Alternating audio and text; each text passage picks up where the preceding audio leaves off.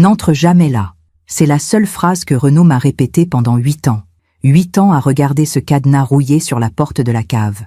8 ans à entendre le cliquetis métallique chaque fois qu'il descendait seul, dans le noir, avec cette clé qu'il gardait toujours sur lui. Hier soir, il a eu une crise cardiaque. Et ce matin, pendant que les médecins tentèrent de le stabiliser à l'hôpital, j'ai trouvé cette clé dans la poche de son pantalon. Je m'appelle Jeanne Giroux. J'ai 68 ans. Et voici ce que j'ai découvert en descendant ces marches que j'avais évitées toute ma vie de femme mariée. Il faut que je vous raconte depuis le début. Pas depuis hier. Depuis ce jour d'automne où tout a commencé à se fissurer sans que je le comprenne. C'était un dimanche après-midi. Le genre de dimanche où le soleil entre par les fenêtres du salon et éclaire la poussière qui danse dans l'air. Renaud lisait son journal. Moi, je préparais le thé. Nous avions notre routine, notre paix. Du moins, c'est ce que je croyais. J'avais laissé tomber une petite cuillère dans l'escalier de la cave. Une cuillère en argent que ma mère m'avait offerte pour notre mariage. Elle avait roulé jusqu'en bas des marches. « Je vais la chercher », avais-je dit en me dirigeant vers la porte. Renaud s'était levé d'un bond, comme si je venais d'annoncer que la maison brûlait. Non, sa voix était sèche, cassante, différente. « Mais c'est juste une cuillère, mon amour. Je descends la chercher. Toi, tu ne descends jamais là. Jamais, Jeanne. C'est compris ?» J'avais ri. Un rire nerveux. Celui qu'on a quand on ne comprend pas pourquoi quelqu'un réagit de façon si disproportionnée. Pourquoi? Il y a des souris? Des moisissures? Il avait posé sa main sur mon épaule. Une main froide, ferme. N'entre jamais là. Il avait dit ça en portugais, la langue de son enfance. Celle qu'il utilisait quand il était sérieux, quand il ne plaisantait pas. Puis il était descendu. J'avais entendu le bruit du cadenas qui s'ouvrait, le grincement de la porte, ses pas lourds sur le béton. Quand il est remonté, il tenait ma cuillère. Il me l'a rendue avec un sourire qui ne montait pas jusqu'à ses yeux. Voilà, ma chérie, plus de peur que de mal. À partir de ce jour-là, quelque chose s'est installé entre nous. Quelque chose d'invisible, mais de palpable. Comme une troisième personne dans notre mariage, cette cave. Je me surprenais à la regarder, à observer le cadenas, à me demander ce qu'il pouvait bien cacher là-dessous pour réagir avec une telle violence. Des outils? Des affaires d'avant notre mariage? Des souvenirs qu'il voulait protéger? Ou autre chose? Nous vivions dans une belle maison à Versailles, une demeure bourgeoise que nous avions achetée grâce à l'héritage de mon père. Renaud travaillait dans l'import-export. Moi, j'avais été professeur de littérature avant de prendre ma retraite. Nous avions une vie confortable, respectable. Nous n'avions pas d'enfants. C'était mon plus grand regret. Mon corps n'avait jamais pu en porter. Renaud avait toujours dit que ce n'était pas grave, que nous nous suffisions l'un à l'autre. Tu es tout ce dont j'ai besoin, Jeanne. Je l'avais cru. Parfois, on fait confiance à ceux qui ne la méritent pas. Et vous, avez-vous déjà été déçu par quelqu'un que vous aimiez?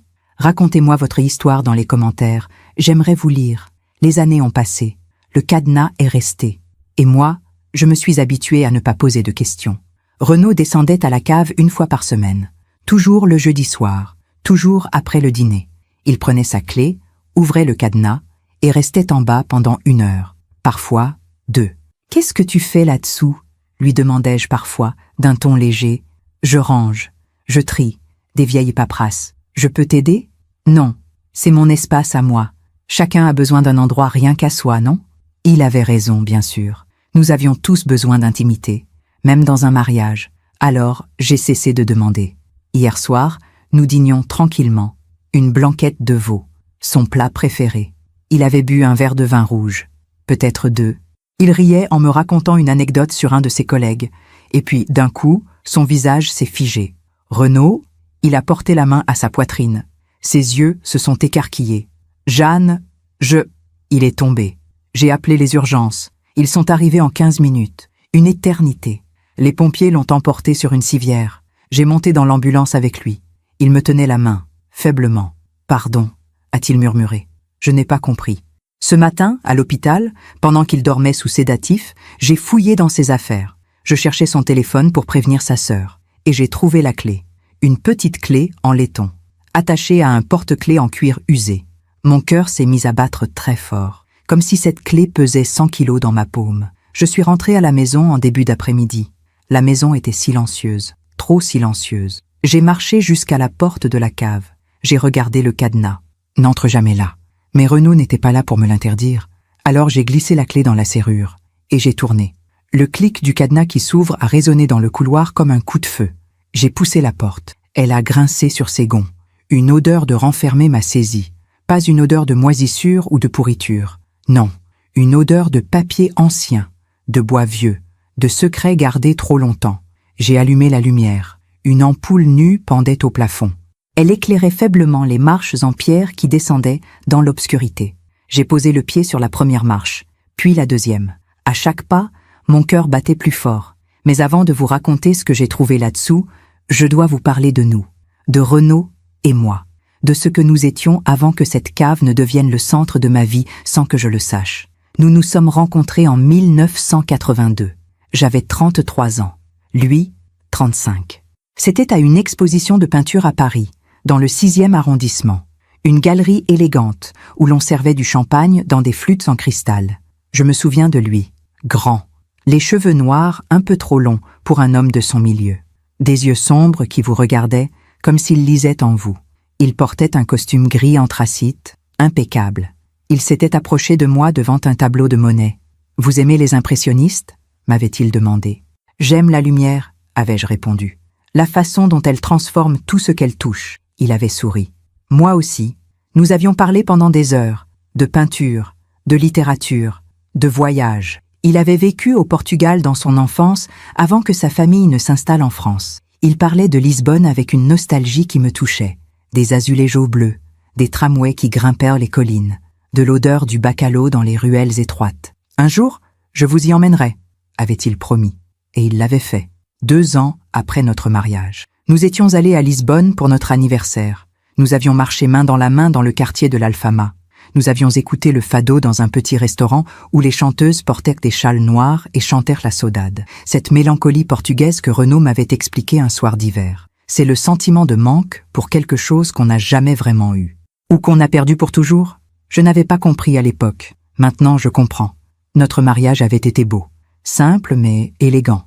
À la mairie de Versailles, puis un déjeuner dans un restaurant avec vue sur les jardins du château. Ma mère portait un tailleur rose poudré.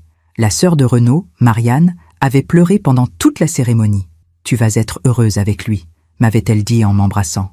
Renaud a toujours pris soin de ceux qu'il aime. Et c'était vrai. Renaud était attentionné, généreux. Il m'offrait des fleurs chaque vendredi, des roses blanches, toujours les mêmes. Il disait que c'était notre tradition, notre petit rituel. Le matin, il me préparait le café. 2 sucres, 1 goutte de lait, exactement comme je l'aimais. Il me l'apportait au lit avec le journal et un croissant qu'il allait chercher à la boulangerie du coin. « Pour ma reine », disait-il en déposant le plateau sur mes genoux. Je me sentais aimée, protégée, en sécurité. Nous avons acheté la maison de Versailles 3 ans après notre mariage. C'était une belle demeure du 19e siècle. 3 étages, un jardin avec un magnolia qui fleurissait au printemps, des moulures au plafond, un parquet en chêne qui craquait sous nos pas, et une cave, grande, profonde, avec des voûtes en pierre. C'est parfait pour entreposer le vin, avait dit Renaud le jour de la visite. Je n'y avais pas pensé à 2 fois. Les premières années, nous descendions ensemble à la cave. Nous y rangions des cartons, des affaires de déménagement, de vieux meubles qu'on gardait au cas où, des outils de jardinage.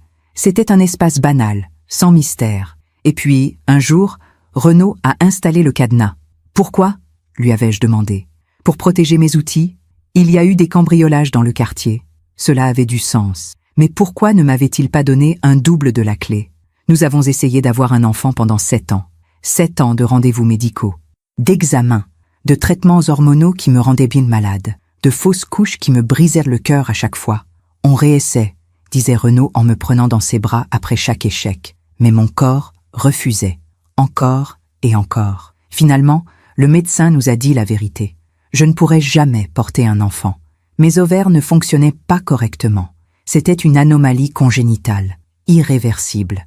J'ai pleuré pendant des semaines. Je me sentais incomplète. Comme une femme à moitié faite, Renaud ne m'a jamais reproché quoi que ce soit. Nous avons l'un l'autre, disait-il.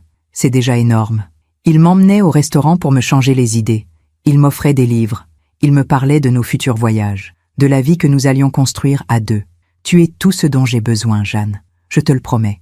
Je l'avais cru de tout mon cœur. Nous avions nos habitudes, nos petits plaisirs. Le dimanche, nous prenions le thé dans le salon en écoutant de la musique classique. Chopin, Debussy, Satie. Renaud aimait les compositeurs mélancoliques. Le samedi soir, nous regardions un film. Nous nous disputions gentiment sur le choix. Lui préférait les thrillers, moi, les drames romantiques. Nous finissions toujours par trouver un compromis. L'été, nous partions en Bretagne. Nous louions une petite maison face à la mer. Nous marchions sur la plage au coucher du soleil. Nous mangions des crêpes dans les crêperies du port. « Je t'aime, Jeanne », me disait-il en me serrant contre lui. « Moi aussi, je t'aime. » Et je le pensais. Mais il y avait ces jeudis soirs, ces jeudis où il disparaissait dans la cave pendant des heures. « Qu'est-ce que tu fais là-dessous pendant si longtemps ?»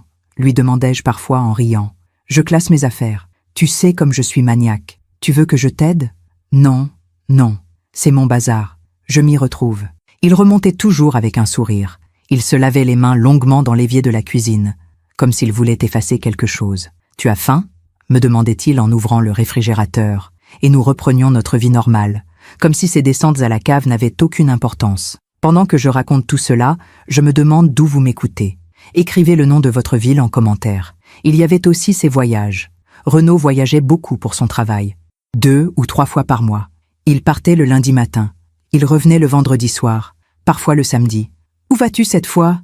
lui demandai-je en préparant sa valise. « Lyon, pour rencontrer des clients. Ou Marseille, ou Bordeaux, ou Strasbourg. » Je ne posais pas plus de questions.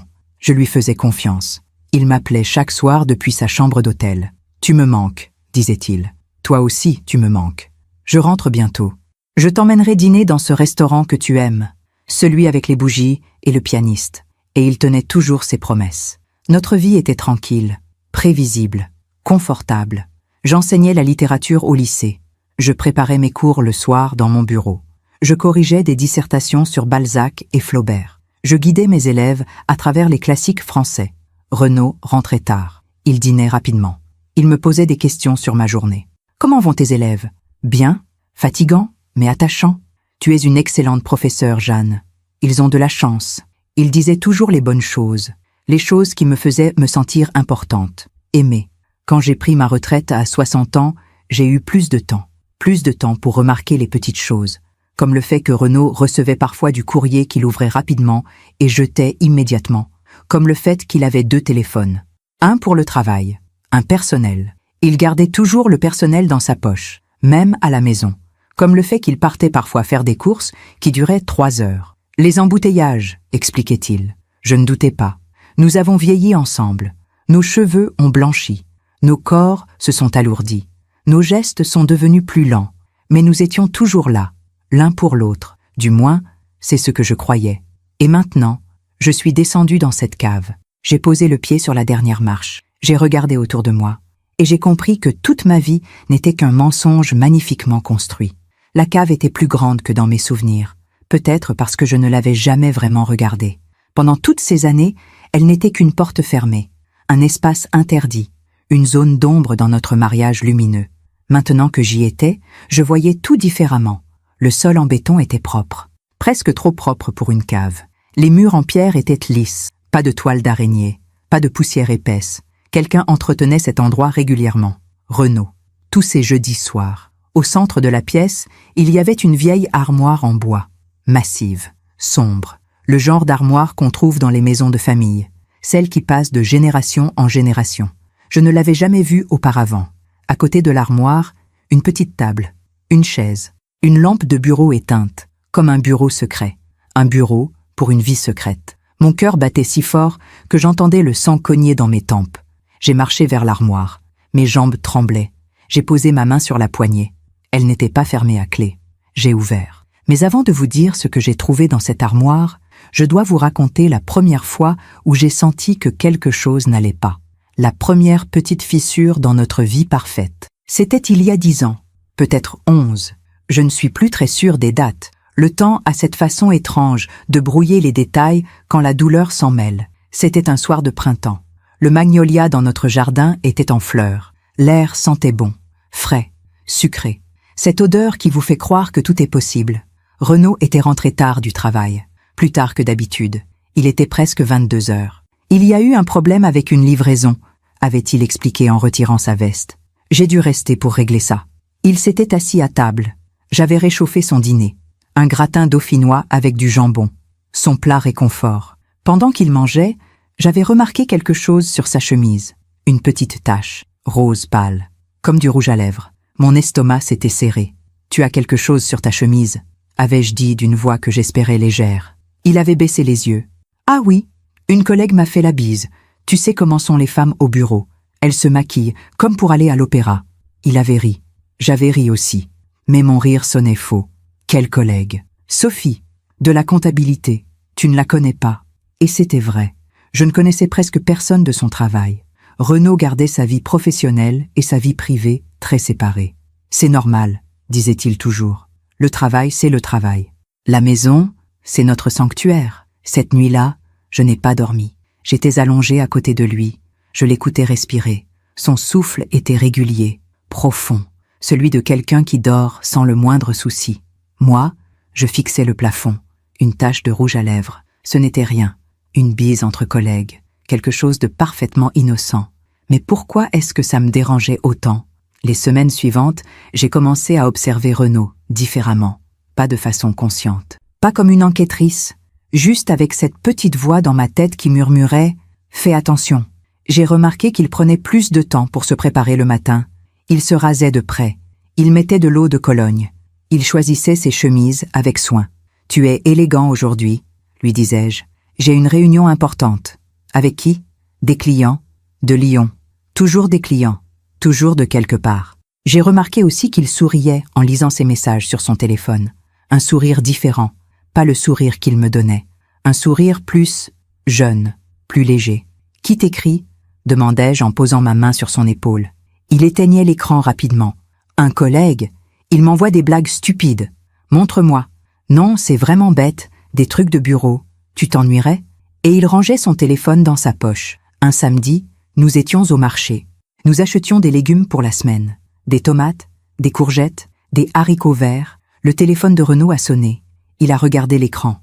Son visage a changé. Juste une seconde. Une micro-expression. Quelque chose entre la surprise et la panique. Je dois prendre cet appel. C'est pour le travail. Il s'est éloigné. Il a marché jusqu'au bout de l'allée. Je le voyais parler. Mais je ne l'entendais pas.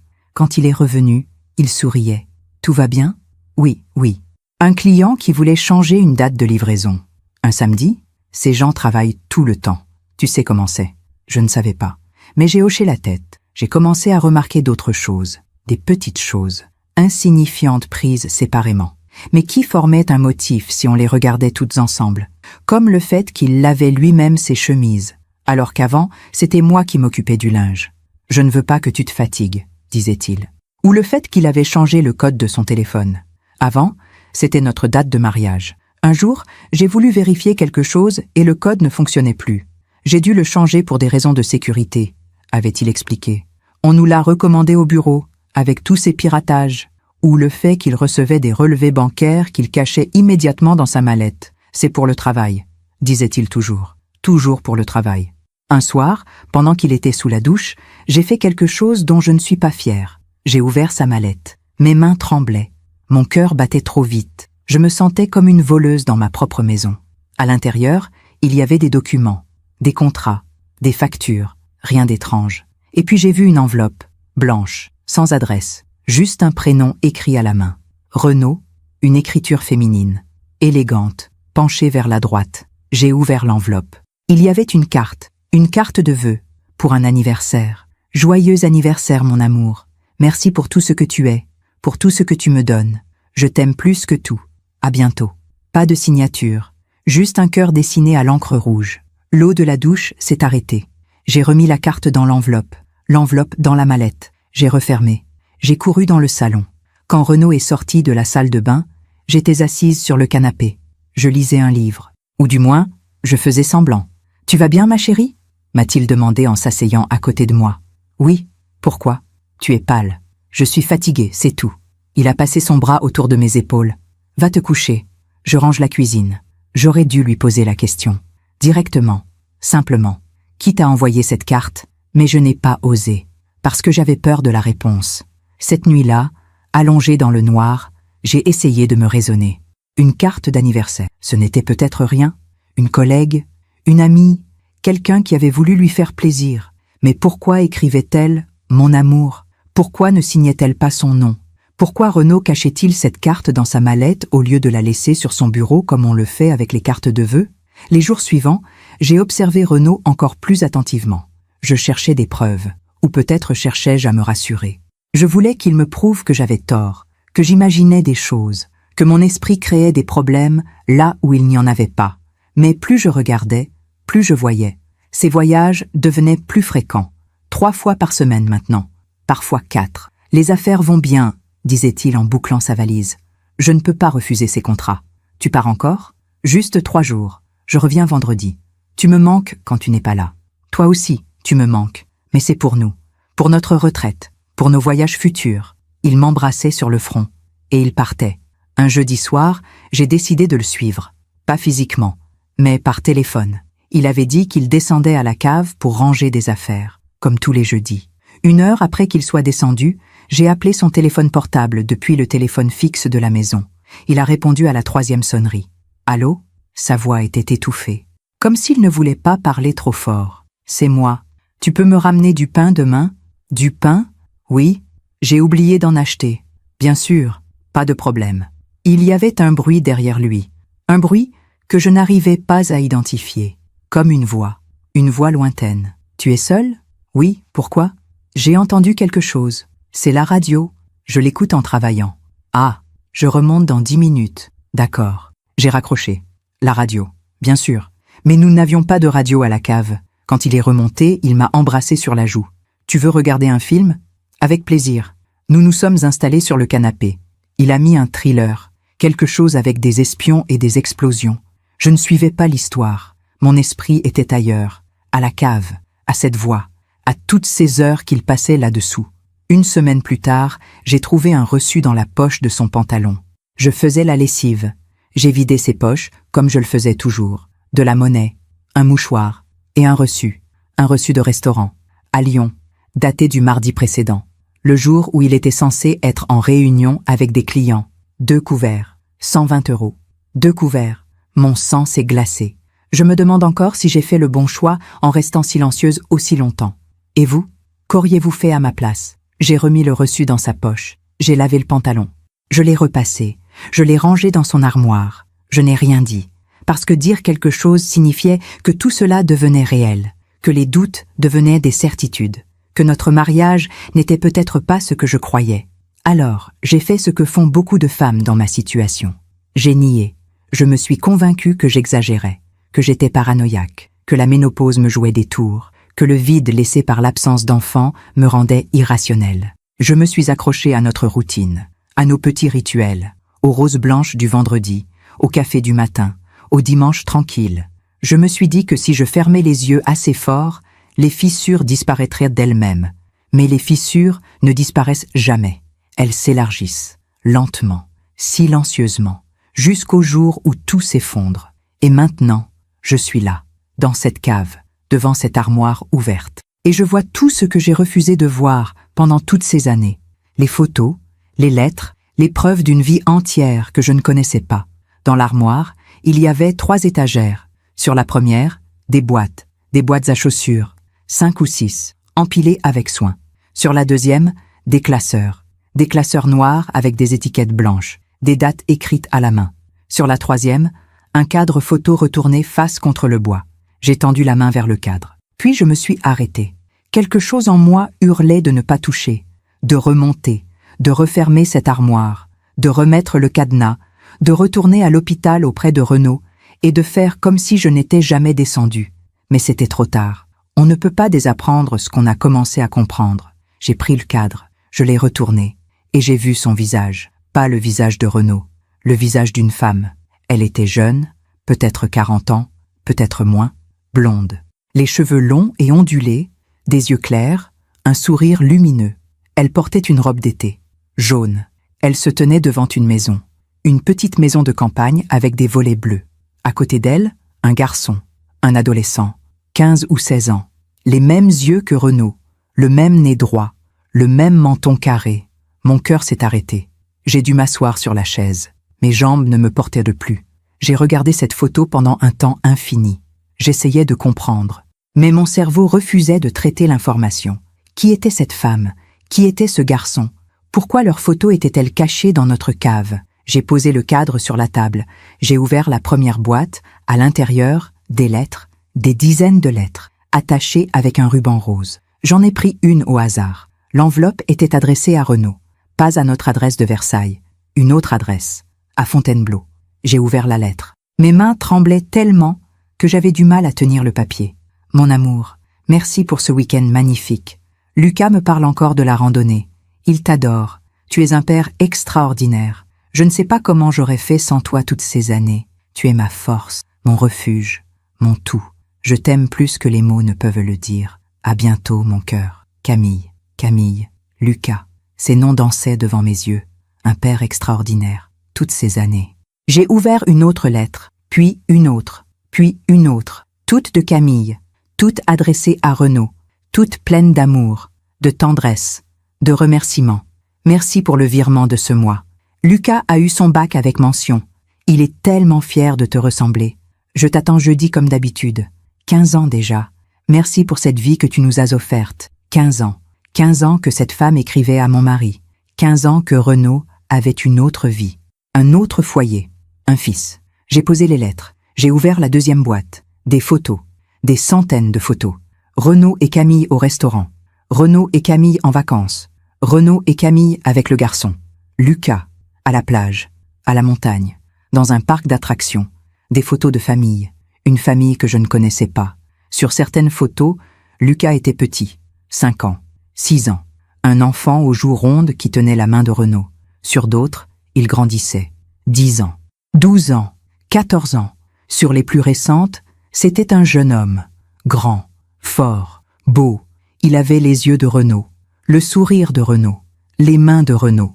J'ai refermé la boîte. J'avais envie de vomir. Pendant toutes ces années où je pleurais de ne pas pouvoir lui donner d'enfant, Renaud en avait un fils qu'il voyait, qu'il aimait, qu'il regardait grandir, pendant que moi, je me morfondais dans ma culpabilité. J'ai ouvert la troisième boîte, des reçus. Des centaines de reçus. Restaurants, hôtels, magasins de jouets, magasins de vêtements, librairies, cinéma, tous à Fontainebleau, ou dans les environs, des preuves, des traces, des miettes d'une vie parallèle. J'ai pris un des classeurs sur l'étagère. À l'intérieur, des relevés bancaires, un compte que je ne connaissais pas, à son nom, Renaud Moreau, des virements réguliers, tous les mois, 2000 €, vers un compte au nom de Camille Dubois, 2000 € par mois, pendant 15 ans. J'ai fait le calcul dans ma tête. 360 000 €. 360 000 € que Renaud avait donné à cette femme, à cette famille, pendant que je me privais d'acheter une nouvelle robe pour économiser pour notre retraite. J'ai ouvert un autre classeur. Des factures de loyer, pour un appartement à Fontainebleau, au nom de Camille Dubois. Des factures d'électricité, d'eau, de téléphone, des factures de scolarité, pour Lucas Moreau. Lucas Moreau. Il portait son nom. Comment avais-je pu ne rien voir? Comment avais-je pu être aussi aveugle? J'ai regardé les dates sur les relevés bancaires. Le premier virement datait de 2008. 2008. Lucas avait 17 ans maintenant. Sur les photos les plus récentes. Cela voulait dire qu'il était né en 2007. 2007. L'année où Renaud et moi avions arrêté d'essayer d'avoir un enfant. L'année où le médecin m'avait dit que mon corps ne pourrait jamais porter. L'année où Renaud m'avait pris dans ses bras et m'avait dit « Tu es tout ce dont j'ai besoin ». Cette année-là, Camille était enceinte. Cette année-là, pendant que je pleurais mon ventre stérile, Renaud fêtait la naissance de son fils. Je me suis levée. J'ai marché vers le mur. J'ai posé mon front contre la pierre froide. Je ne pleurais pas. C'était pire que ça. C'était un vide immense, comme si on m'avait arraché de l'intérieur. Toutes ces années où Renaud partait en voyage d'affaires, il allait voir sa femme, son fils. Toutes ces heures passées à la cave, il lisait leurs lettres, regardait leurs photos, comptait son argent pour leur prochaine pension. Tous ces jeudis soirs, il vivait avec eux, dans sa tête, dans son cœur. Et moi j'étais quoi? Un arrangement? Une couverture? Une première épouse qu'il n'avait jamais eu le courage de quitter? J'ai pensé à tous ces moments où il m'avait dit qu'il m'aimait. Je t'aime, Jeanne. Était-ce vrai? Ou était-ce un mensonge de plus dans cette vie construite sur le mensonge? J'ai pensé à cette maison, notre maison, celle que nous avions achetée avec l'héritage de mon père, mon héritage, mon argent. pendant que Renaud utilisait son salaire pour entretenir une autre famille. J'ai pensé à toutes ces soirées où il rentrait tard et me disait « Désolé ma chérie, les embouteillages entre Fontainebleau et Versailles. 40 minutes de route, 40 minutes pour passer d'une vie à l'autre, d'une femme à l'autre, d'une réalité à l'autre. J'ai pensé à nos amis, à nos voisins, à sa sœur Marianne. Est-ce qu'il savait? Est-ce que tout le monde savait sauf moi? Est-ce qu'on me regardait avec pitié lors des dîners? Pauvre Jeanne, elle ne sait rien. Pendant que je raconte tout cela, je me demande d'où vous m'écoutez. Écrivez le nom de votre ville en commentaire. J'ai repris les lettres. J'en ai lu d'autres. Camille écrivait comme une femme comblée. Tu es l'homme de ma vie.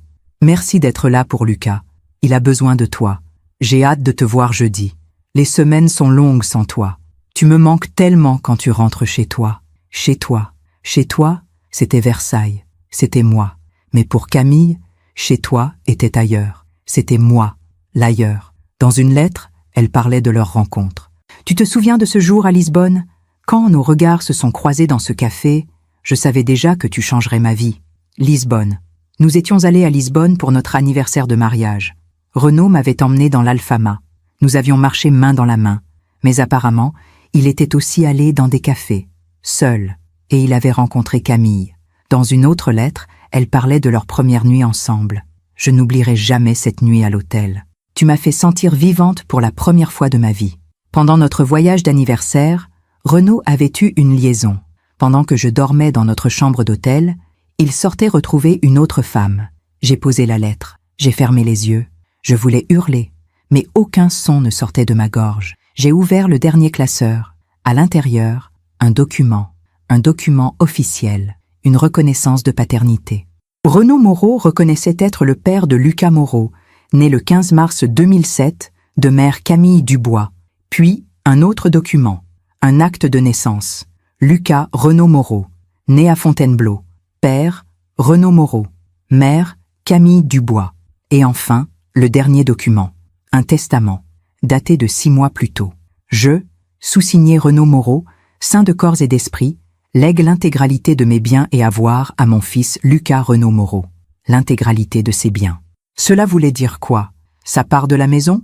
Ses comptes bancaires? Ses placements? Tout ce que nous avions construit ensemble pendant 38 ans de mariage? J'ai relu le testament 3 fois. Il n'y avait pas mon nom. Pas une seule fois. Comme si je n'existais pas. Comme si ces 38 années n'avaient jamais existé. Je suis restée assise dans cette cave pendant des heures. J'ai tout lu, tout regardé, tout absorbé. Chaque lettre, chaque photo, chaque reçu. Chaque preuve de cette vie double que Renaud avait menée. Et pendant tout ce temps, une seule question tournait dans ma tête. Pourquoi? Pourquoi ne m'avait-il pas quitté? Pourquoi était-il resté avec moi si son cœur était ailleurs? Pourquoi avait-il continué à jouer cette comédie année après année? Et puis, lentement, la réponse s'est imposée. L'argent, mon héritage, la maison, ma retraite d'enseignante, mon confort. J'étais la femme respectable, celle qu'on présente au dîner, celle qui donne une image de stabilité. Camille était la femme qu'il aimait, celle qui lui avait donné un fils, celle pour qui il vivait vraiment. Moi, j'étais juste pratique. J'ai repensé à toutes ces fois où il m'avait dit que je lui suffisais.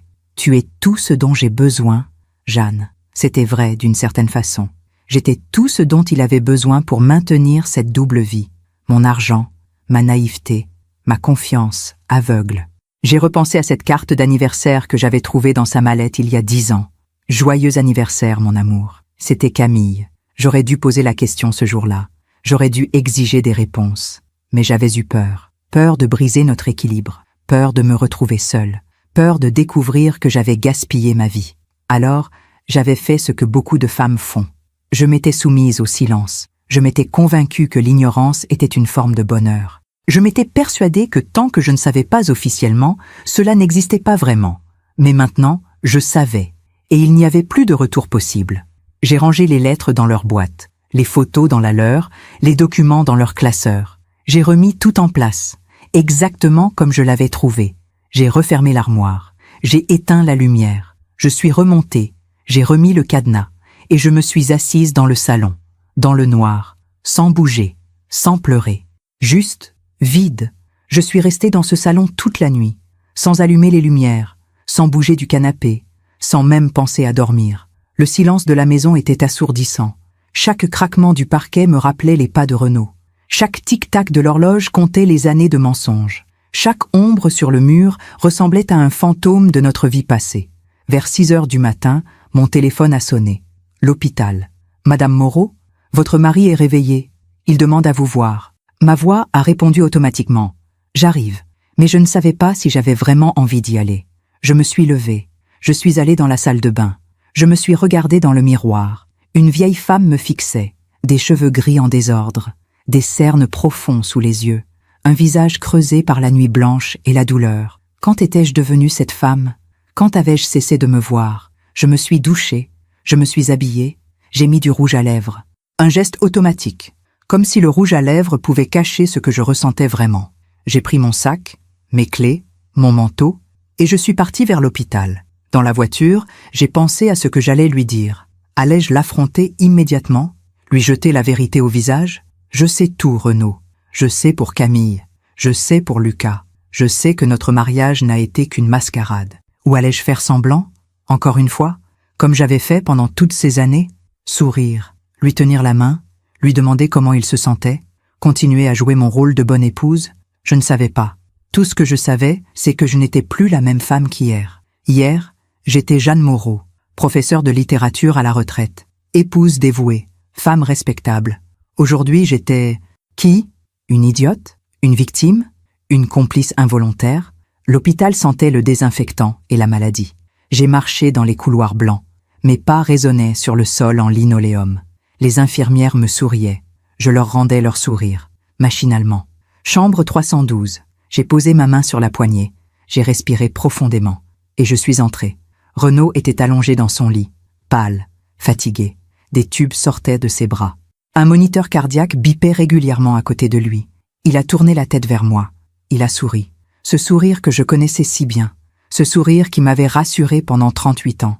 Ce sourire qui était un mensonge. Jeanne. Sa voix était faible, cassée. Tu es venue. Bien sûr que j'étais venue. Où aurais-je pu aller? Je me suis assise sur la chaise à côté de son lit. J'ai posé mon sac par terre. Comment te sens-tu? Mieux. Les médecins disent non que j'ai eu de la chance. Quelques centimètres de plus et... Il n'a pas fini sa phrase. Quelques centimètres de plus et il serait mort. Et je n'aurais jamais su. Tu m'as fait peur, ai-je dit. Et c'était vrai. Je l'avais eu peur. Malgré tout ce que je venais de découvrir. Malgré la trahison. Malgré le mensonge. 38 ans de vie commune ne s'effacent pas en une nuit. Il a tendu sa main vers moi. Une main faible, tremblante. J'ai hésité, puis je l'ai prise.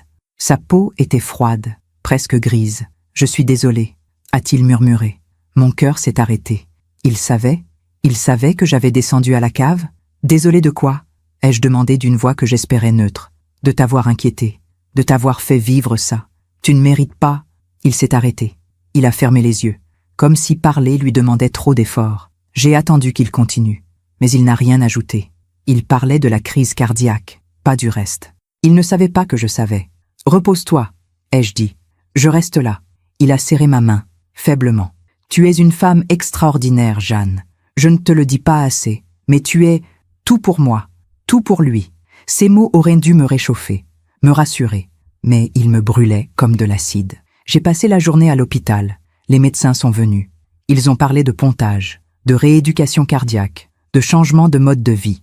Il a eu beaucoup de chance, a dit le cardiologue, mais il va devoir ralentir. Moins de stress, moins de déplacements, plus de repos, moins de déplacements. Cela voulait dire moins de visites à Fontainebleau, moins de temps avec Camille et Lucas. Renaud a hoché la tête. Je vais tout changer.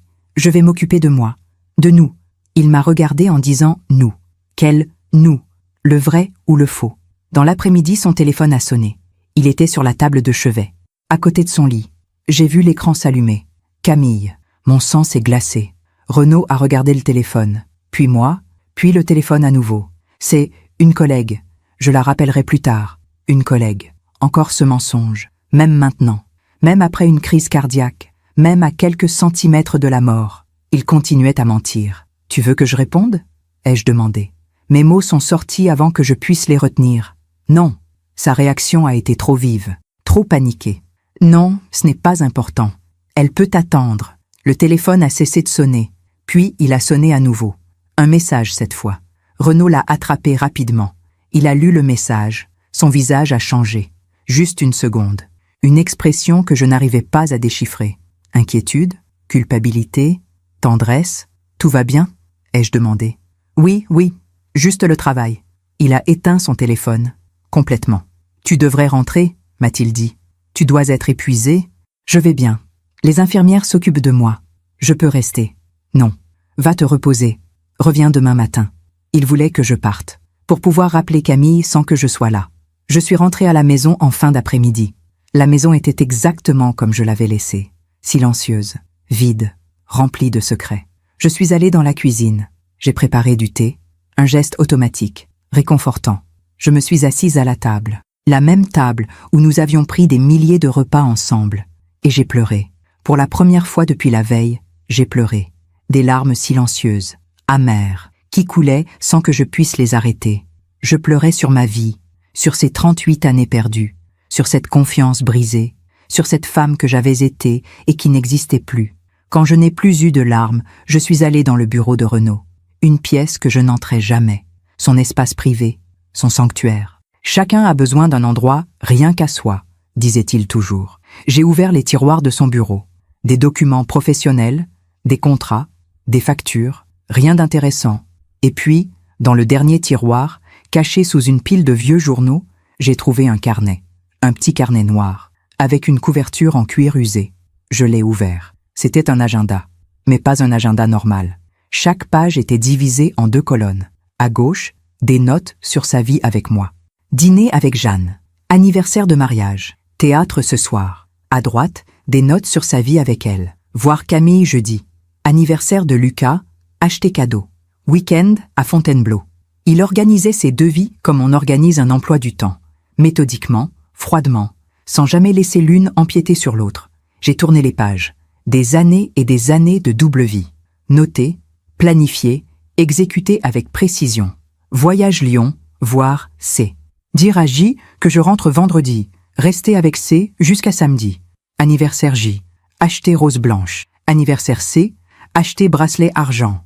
Chaque détail était là. Chaque mensonge était consigné. Chaque manipulation était écrite noir sur blanc. Il y avait aussi des notes plus personnelles. Elle a eu 18 sur 20 en maths. Fière de lui. C. était triste aujourd'hui. Elle dit que je lui manque.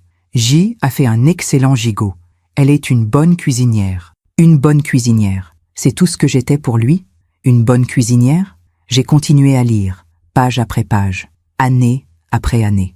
Et j'ai compris quelque chose qui m'a glacé jusqu'aux os. Renaud n'était pas un homme qui avait fait une erreur, un homme qui était tombé amoureux malgré lui, un homme déchiré entre 2 femmes. Non, Renaud était un homme qui avait choisi, consciemment, délibérément. Il avait choisi de garder les 2, moi pour le confort, elle pour l'amour. Il avait organisé sa vie de façon à ne renoncer à rien. Dans le carnet, j'ai trouvé une page différente, sans date, juste des mots, comme une réflexion personnelle. Je sais que ce que je fais est égoïste, mais je ne peux renoncer ni à l'une ni à l'autre. Jeanne me donne la stabilité, la respectabilité, une vie bourgeoise dont j'ai besoin. Camille me donne l'amour, la passion, le fils que je n'aurais jamais eu autrement. J'ai besoin des 2, je mérite les 2. Il méritait les 2, lui. Et moi, qu'est-ce que je méritais? J'ai refermé le carnet. Je l'ai remis exactement où je l'avais trouvé. Je suis sortie du bureau. J'ai fermé la porte derrière moi. Ce soir-là, je n'ai pas dîné. Je n'avais pas faim. Mon estomac était noué. Je me suis assise dans le salon, dans le noir, comme la nuit précédente, et j'ai pensé à ma vie. J'avais 68 ans. J'avais passé 38 ans avec un homme qui ne m'avait jamais vraiment aimé, qui m'avait utilisé, qui m'avait menti chaque jour de notre vie commune. Qu'est-ce qu'il me restait? Une maison, quelques économies, des souvenirs qui étaient tous des mensonges, et une rage froide qui commençait à naître au fond de moi. Mon téléphone a sonné, un message de Renaud. Je vais mieux. Les médecins pensent me laisser sortir dans 3 jours. Tu me manques, je t'aime, je t'aime. Ces mots que j'avais attendus toute ma vie, ces mots que j'avais crus vrais, ces mots qui sonnaient maintenant comme une insulte. J'ai regardé ce message pendant longtemps, puis j'ai tapé ma réponse. Moi aussi, repose-toi. Et j'ai compris que je venais de franchir une ligne, je venais de devenir comme lui, je venais de mentir. Les 3 jours suivants ont été les plus étranges de ma vie. J'allais à l'hôpital chaque matin. Je restais auprès de Renaud. Je lui tenais la main. Je lui apportais des fruits, des magazines. Je souriais quand les infirmières disaient qu'il récupérait bien. Je jouais parfaitement mon rôle d'épouse aimante. Mais à l'intérieur, quelque chose avait changé. Je le regardais différemment. Chaque mot qu'il prononçait, je me demandais s'il était vrai ou faux. Chaque sourire qu'il me donnait, je cherchais le mensonge derrière. Le 2e jour, Marianne est venue le voir, la sœur de Renaud, une femme élégante de 65 ans, toujours bien habillée, toujours souriante. Elle m'a embrassée sur les 2 joues. « Ma pauvre Jeanne, quelle frayeur tu as dû avoir. » Oui, c'était difficile, mais il va bien maintenant. Dieu merci. Elle est restée 1 heure. Elle a parlé avec Renaud, de sa santé, de sa convalescence, de ce qu'il devrait faire une fois rentré à la maison. « Tu dois ralentir, Renaud. Tu travailles trop. Tu voyages trop. » Il a hoché la tête. « Tu as raison. Je vais changer. » Puis Marianne s'est tournée vers moi. « Tu vas devoir prendre soin de lui, Jeanne, comme tu l'as toujours fait. Tu es une perle. Mon frère a beaucoup de chance de t'avoir. » J'ai souri. Je fais de mon mieux. Quand elle est partie, je suis restée seule avec Renaud. « Ta sœur t'aime beaucoup, » ai-je dit. « Oui, elle a toujours été là pour moi. Elle sait. » Les mots sont sortis avant que je puisse les retenir. Renaud a froncé les sourcils. « Elle sait quoi ?» J'ai hésité. Mon cœur battait trop fort. « Elle sait que tu as été malade, que tu aurais pu mourir. »« Ah, oui, bien sûr. » Il a fermé les yeux, soulagé que je parle de sa crise cardiaque et non d'autre chose. Mais ma question était claire. Pour moi, est-ce que Marianne savait pour Camille? Pour Lucas? Est-ce que toute sa famille était au courant? Est-ce que j'étais la seule idiote dans cette histoire? Le 3e jour, j'ai pris une décision. Je devais en savoir plus. Je devais voir cette femme, cette Camille. Je devais comprendre qui elle était, ce qu'elle avait que je n'avais pas. J'ai quitté l'hôpital plus tôt que d'habitude. Je dois passer à la pharmacie, ai-je dit à Renaud. Bien sûr. À demain, ma chérie. Je suis montée dans ma voiture. J'ai tapé l'adresse dans mon GPS. Fontainebleau, rue des Sablons, appartement numéro 12. L'adresse que j'avais trouvée sur les factures de loyer. Le trajet a duré 40 minutes. 40 minutes pendant lesquelles j'ai pensé à ce que j'allais faire. Allais-je sonner à sa porte? Me présenter? Lui dire que j'étais l'autre femme? Allais-je simplement la regarder de loin? Voir à quoi elle ressemblait dans la vraie vie et non sur une photo? Je ne savais pas. Tout ce que je savais, c'est que je devais y aller. Fontainebleau est une ville charmante, élégante, bourgeoise. La rue des Sablons était calme, bordée d'arbres, des immeubles haussmanniens avec des balcons en fer forgé. J'ai garé ma voiture en face du numéro 12. Un bel immeuble.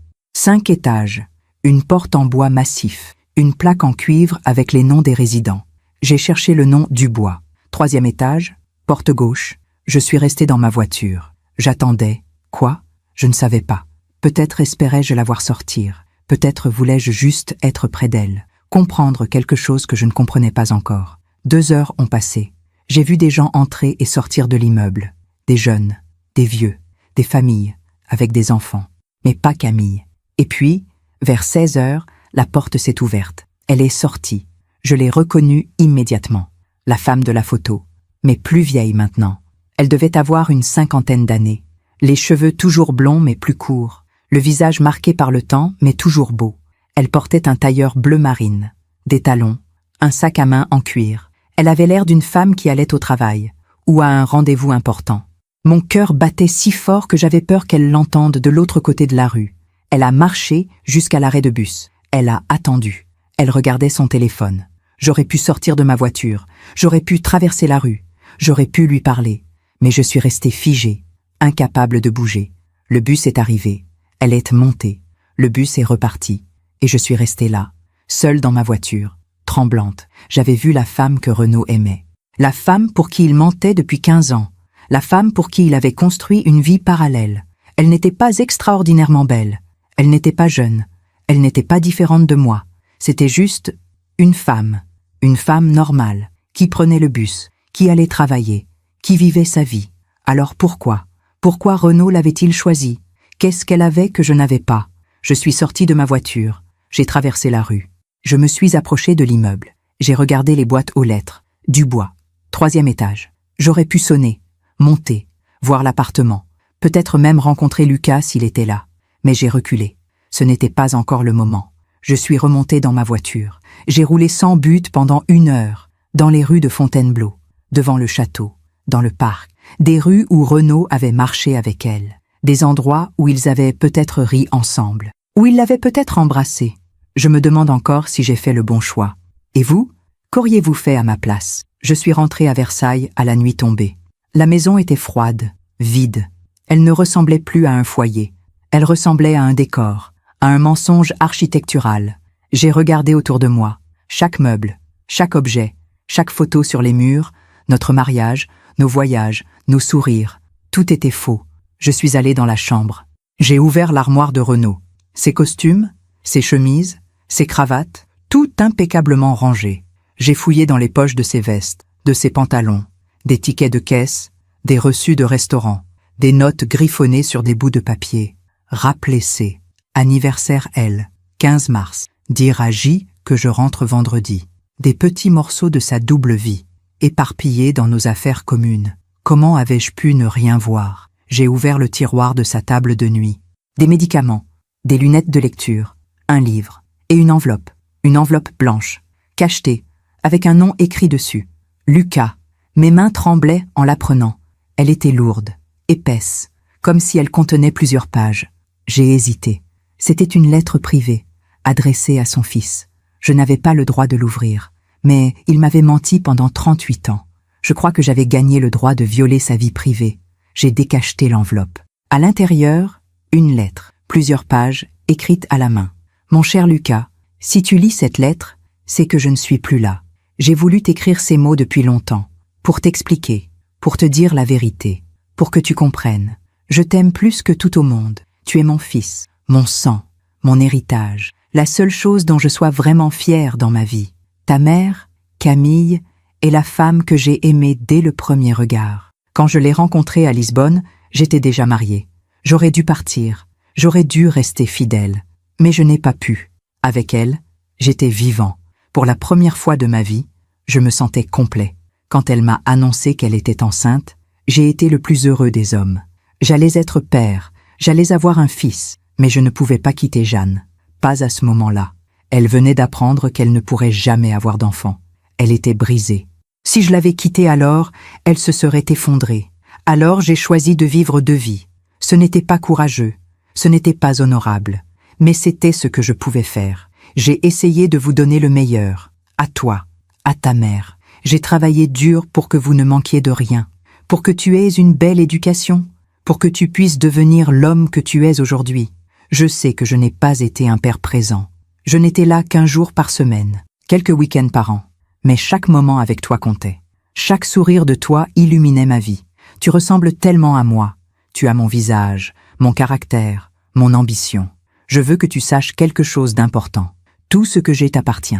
La maison de Versailles, mes comptes, mes placements, tout. J'ai fait un testament, tout est pour toi. Jeanne est une bonne femme. Elle a été une bonne épouse, mais elle a son propre argent, l'héritage de son père, sa retraite. Elle n'a pas besoin de plus. Toi, tu as besoin de commencer ta vie d'adulte, d'acheter un appartement, de créer ton entreprise, de construire ton avenir. C'est mon devoir de père de t'aider, même après ma mort. Ne te sens pas coupable. Tu n'as rien fait de mal. C'est moi qui ai fait des choix difficiles, des choix que je ne regrette pas. Je t'aime, mon fils. Sois heureux, sois fort, sois l'homme que j'ai toujours voulu être, ton père, Renaud.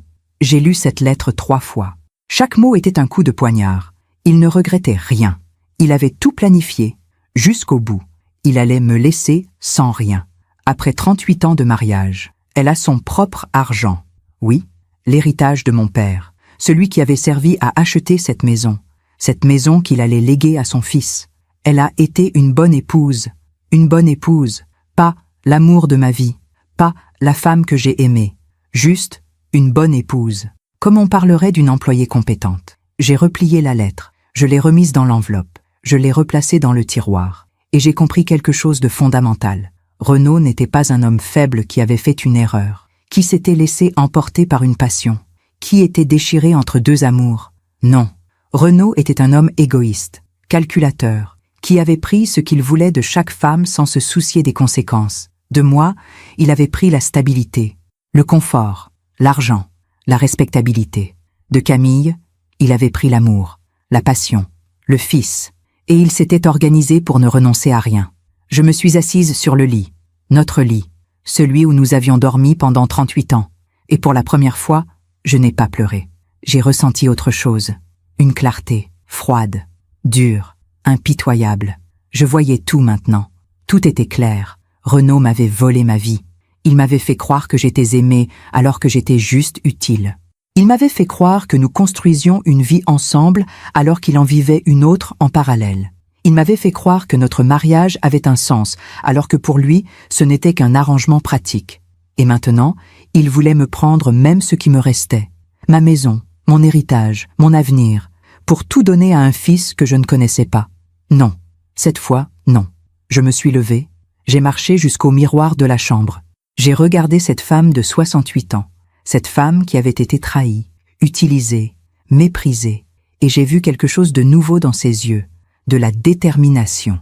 Renaud sortait de l'hôpital le lendemain.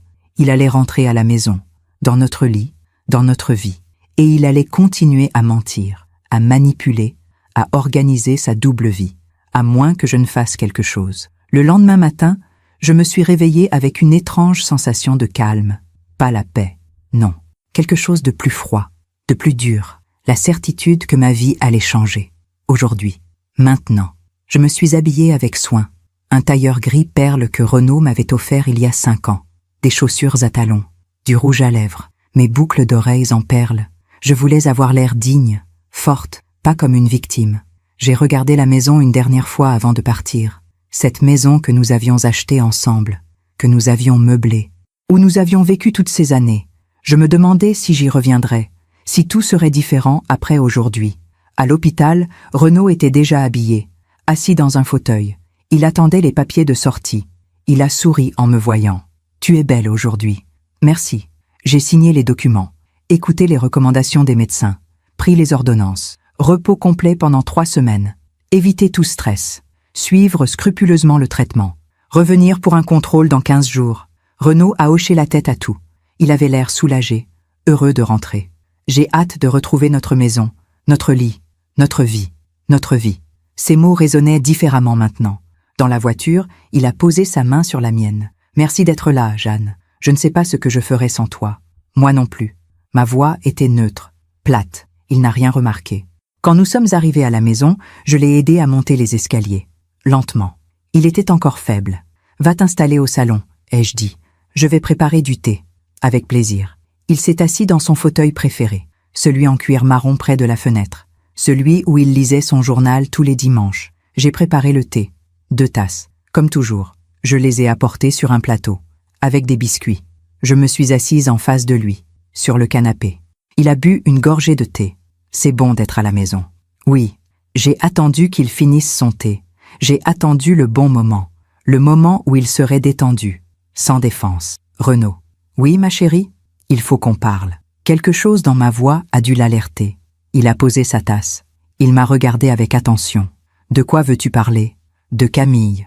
Le silence qui a suivi était assourdissant. Son visage est devenu blanc, puis rouge, puis blanc à nouveau. Quoi? Camille Dubois, Fontainebleau, rue des Sablons, appartement numéro 12. Il a ouvert la bouche, l'a refermée. Il cherchait ses mots. Je ne... Comment? Et Lucas, ton fils, né le 15 mars 2007. Ses mains ont commencé à trembler. Il a essayé de se lever, mais ses jambes ne le portaient pas. Jeanne, laisse-moi t'expliquer. M'expliquer quoi? Que tu as une double vie depuis 15 ans? Que tu as un fils avec une autre femme? Que tu m'as menti chaque jour de notre mariage? Ma voix était calme, trop calme, glaciale. Comment as-tu su? La cave, le jour de ta crise cardiaque. J'ai trouvé la clé. Je suis descendue. Il a fermé les yeux, comme si fermer les yeux pouvait effacer cette conversation. Mon Dieu, il n'y a pas de Dieu dans cette histoire, Renaud. Juste toi, tes mensonges, et moi qui ai été assez stupide pour te croire. Il a secoué la tête. Ce n'est pas ce que tu crois. Vraiment? Alors explique-moi. Explique-moi les photos, les lettres, les relevés bancaires, le testament. Le testament. Ce mot l'a fait sursauter. Tu as lu? Oui, j'ai tout lu, tout vu. Je sais tout. Il a baissé la tête. Ses épaules se sont affaissées. Pendant un long moment, il n'a rien dit. Puis, d'une voix brisée, « Je suis désolé. désolé. Après 38 ans de mensonges, après une vie entière volée, il était désolé. Depuis quand? Ai-je demandé. Quoi? Depuis quand me trompes-tu? Il a hésité, puis il a compris qu'il ne servait plus à rien de mentir. Depuis notre voyage à Lisbonne, notre anniversaire de mariage, il y a 18 ans. 18 ans, pas 15, 18. Tu l'as rencontrée pendant notre voyage d'anniversaire? Oui, dans un café. Elle était seule. Elle lisait un livre.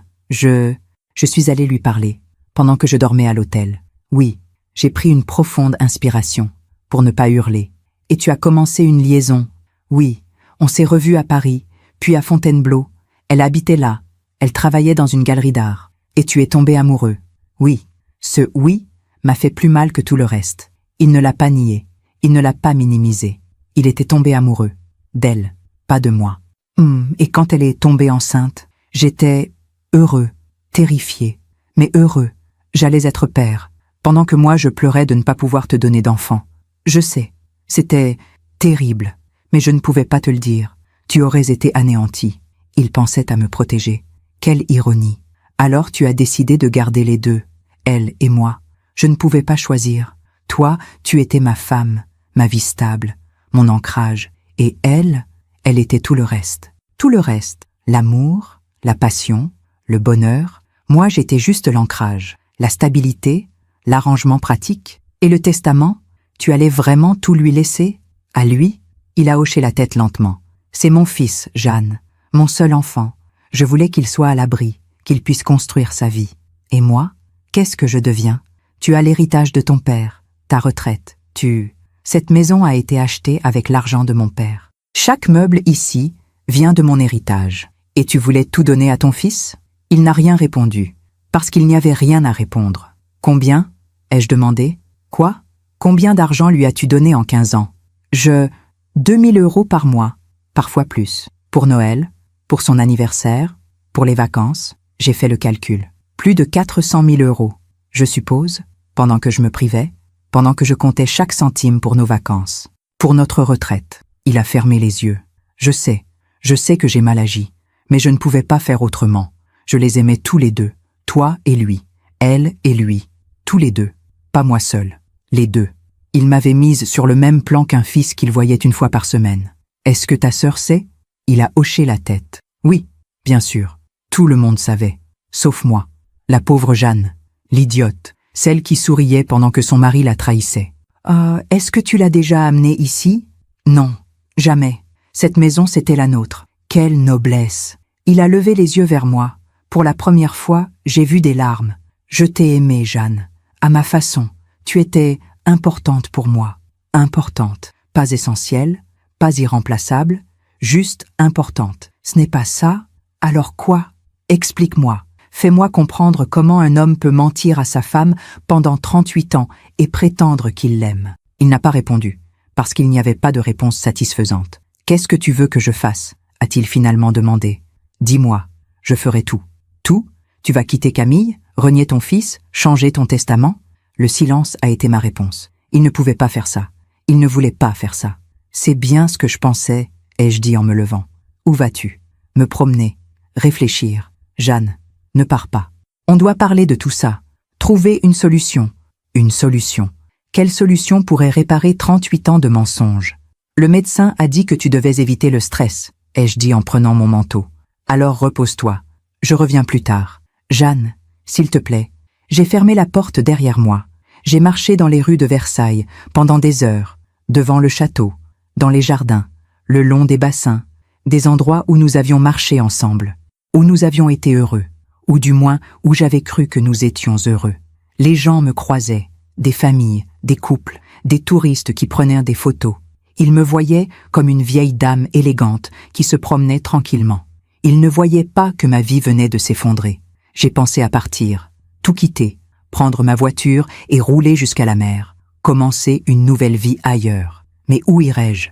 J'avais 68 ans, pas de famille, pas d'amis proches, juste une vie qui s'était construite autour d'un homme qui n'avait jamais été vraiment mien. J'ai pensé à me battre, appeler un avocat, contester le testament, réclamer ma part, dénoncer ces mensonges. Mais pourquoi? Pour garder une maison remplie de souvenirs faux? Pour rester mariée à un homme qui en aimait une autre? J'ai pensé à me venger, aller voir Camille, tout lui dire, briser leur bulle, leur faire mal comme il m'avait fait mal. Mais à quoi bon? La vengeance ne réparerait rien. Elle me rendrait juste aussi mesquine que lui. Alors j'ai pensé à la seule chose qui me restait, ma dignité. Je suis rentrée à la maison au coucher du soleil. Renaud était toujours au salon. Il n'avait pas bougé. Il avait pleuré. Ses yeux étaient rouges. « Jeanne, je vais préparer le dîner », ai-je dit calmement. « On peut parler ?» « Il n'y a plus rien à dire, Renaud. J'ai préparé une soupe, du pain, une salade. Nous avons mangé en silence. Chaque bouchée me pesait, mais je mangeais, parce que la vie continuait. Malgré tout, après le dîner, je suis montée dans la chambre d'Ami. « Tu ne dors pas avec moi ?» a-t-il demandé du bas de l'escalier. « Non. Jeanne, s'il te plaît. Bonne nuit, Renaud. » J'ai fermé la porte. Je me suis allongée sur le lit. Et pour la première fois depuis des jours, j'ai dormi. Pas bien, pas profondément. Mais j'ai dormi, parce que j'avais pris ma décision. Je ne partirai pas, je ne me vengerai pas, je ne me battrai pas, je ferai quelque chose de plus puissant, je lâcherai prise. Les jours suivants ont été étranges.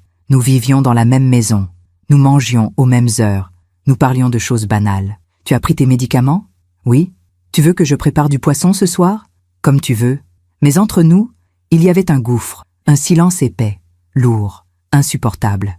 Renaud essayait de me parler, de s'expliquer, de me demander pardon. « Jeanne, on ne peut pas continuer comme ça. » « Je sais. Alors qu'est-ce qu'on fait ? » Je réfléchis. Et je réfléchissais. Vraiment. Je passais mes journées à marcher dans le jardin, à regarder le magnolia qui perdait ses feuilles, à écouter le silence de cette maison qui n'était plus un foyer. J'ai pensé à ma vie, à tout ce que j'avais été, à tout ce que je n'étais plus. J'avais été professeur, une bonne professeure. Mes élèves m'aimaient bien. Ils me respectaient.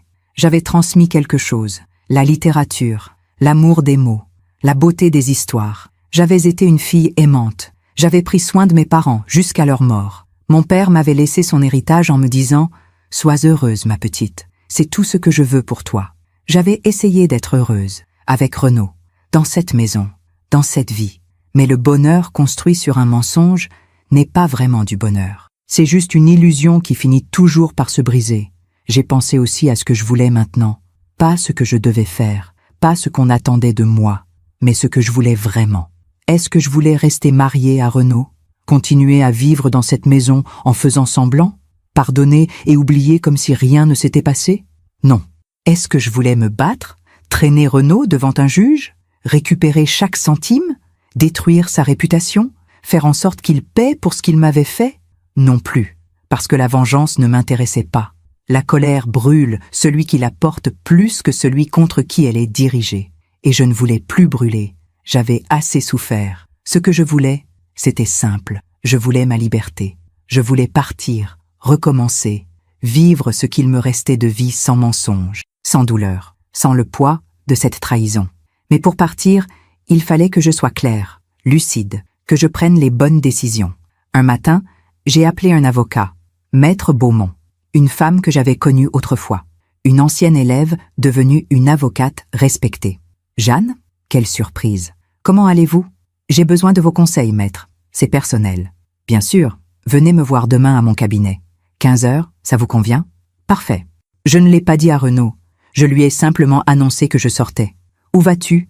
Voir une amie. Un mensonge. Mon premier vrai mensonge en 38 ans de mariage. Et je n'ai ressenti aucune culpabilité. Le cabinet de Maître Beaumont était élégant, moderne, des meubles en verre et en acier.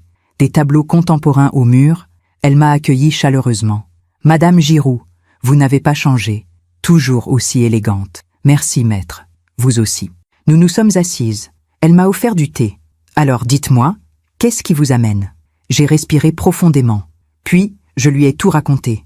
Renaud, Camille, Lucas, les 15 ans de mensonges, le testament, les 400 000 € donnés à l'autre famille.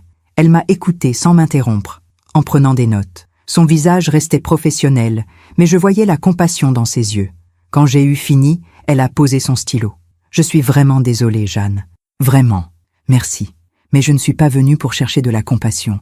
Je suis venue pour savoir ce que je peux faire. Légalement. » Elle a hoché la tête. « Vous avez plusieurs options. Je vous écoute. Premièrement, le divorce. Vous avez toutes les preuves nécessaires. Adultère, détournement de fonds conjugaux. Vous pouvez demander des dommages et intérêts substantiels. Combien de temps prendrait un divorce? Entre 1 an et 2 ans. Peut-être plus s'il conteste. 1 an, 2 ans. À me battre, à revivre cette douleur devant un juge, à étaler ma vie privée dans un tribunal. Non, je ne voulais pas ça. Deuxièmement, vous pouvez contester le testament. Cette maison a été achetée avec votre héritage. Vous avez des droits. Nous pouvons faire annuler le testament et vous assurer de garder vos biens. Et si je ne veux pas de procès? Elle m'a regardé avec surprise. Vous ne voulez pas vous battre? Non. Je veux partir, proprement, dignement, sans violence. Elle a réfléchi un moment. Alors, il faut négocier. Un partage à l'amiable. Vous récupérez votre héritage, la maison, vos comptes, et vous le laissez partir. C'est possible? Tout est possible si les 2 parties sont d'accord. Mais il faudra qu'il accepte de modifier son testament, de renoncer à vos biens. Et si je ne veux pas la maison? Elle a froncé les sourcils. Comment ça? Cette maison est remplie de mensonges. Je ne veux plus y vivre. Je veux vendre, partir, recommencer ailleurs. Alors nous vendons la maison. Vous récupérez votre part, plus les dommages pour les années de tromperie. Et vous partez. Sans procès? Si Renaud est intelligent, il acceptera. Sinon, vous avez assez de preuves pour le ruiner devant un juge. J'ai souri, pour la première fois depuis des jours. Préparez les documents, maître. Je vais lui parler. Ce soir-là, j'ai préparé le dîner comme d'habitude. Un pot-au-feu. Le plat préféré de Renaud. Celui que je lui faisais quand il rentrait fatigué. Nous avons mangé en silence. Puis j'ai posé ma fourchette. Renaud. Oui, j'ai vu un avocat aujourd'hui. Son visage s'est décomposé. Tu vas demander le divorce? Oui. Il a fermé les yeux. Ses mains tremblaient. Je comprends. Mais je ne veux pas de procès. Je ne veux pas de bataille. Je veux juste partir. Il a levé les yeux vers moi. Qu'est-ce que tu veux? Je veux que nous vendions cette maison. Je récupère ma part, mon héritage, ce qui me revient de droit. Toi, tu gardes tes comptes, tes placements, et tu fais ce que tu veux avec. Donne tout à Lucas si tu veux. Ça ne me regarde plus. Il a réfléchi, lentement, comme s'il pesait chaque mot. Et après, je pars. Tu vis ta vie avec Camille, officiellement cette fois, sans mensonge. Tu ne veux pas essayer? Reconstruire? J'ai secoué la tête doucement. Il n'y a rien à reconstruire, Renaud. Il n'y a jamais rien eu. Juste un mensonge. Ses yeux se sont remplis de larmes. Je t'ai aimée, Jeanne, à ma façon. Je sais, mais ta façon n'était pas assez. Il a baissé la tête. Il pleurait maintenant. Des sanglots silencieux qui secouaient ses épaules. Je suis désolée, tellement désolée. Et pour la première fois, je crois qu'il l'était vraiment. Pas désolé de m'avoir trompée. Mais désolé d'avoir été découvert. Désolé de perdre son confort. Désolé que son arrangement parfait s'effondre. Acceptes-tu mes conditions? Ai-je demandé calmement. Il a hoché la tête sans lever les yeux. Oui, bien. Mon avocat préparera les documents. Nous signerons. Et ce sera fini. Où iras-tu? Je ne sais pas encore, loin. Quelque part où je pourrais respirer. Il a essayé de me prendre la main. Je l'ai retirée. S'il te plaît, Jeanne, laisse-moi au moins... Non. Ne me touche plus. Ne me parle plus. Nous vivrons ici en colocataire jusqu'à la vente de la maison. Puis, nous ne nous reverrons plus jamais. Il a compris. Il a vu dans mes yeux que c'était fini. Vraiment fini. Cette nuit-là, j'ai dormi profondément pour la première fois depuis des semaines. Parce que j'avais repris le contrôle. Parce que j'avais choisi. Parce que j'avais agi. Les semaines suivantes ont été mécaniques. L'avocat a préparé les documents. Renaud a signé sans protester. Nous avons mis la maison en vente. Les acheteurs sont venus. Un jeune couple, avec un bébé.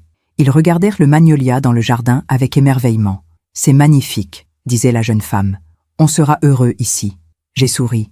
J'espérais qu'il le serait, qu'il construirait de vrais souvenirs, de vraies joies, pas des mensonges dorés. J'ai trié mes affaires. J'ai gardé peu de choses.